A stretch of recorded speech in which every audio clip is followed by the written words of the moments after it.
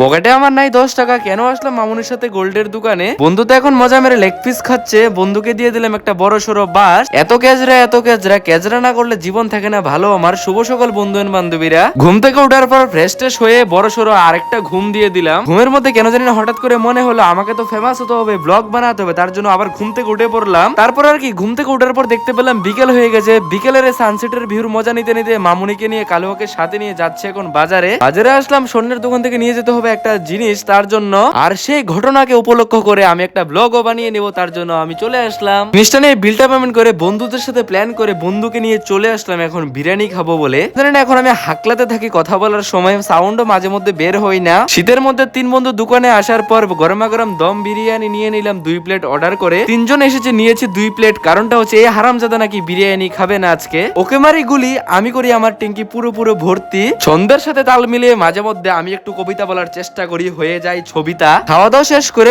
ফাঁকতালে বন্ধুর হাতে ধরিয়ে দিলাম বিলটা, মজা মেরে বন্ধুকে বাস মেরে। তো এখন আমরা যাই 3 জন বাড়িতে। আজকের জন্য এতটুকুই। ব্লগটা ভালো লাগলে চ্যানেলটাকে সাবস্ক্রাইব করে ব্লগে একটা লাইক করে সুন্দর একটা কমেন্ট করে দিয়ে যাও।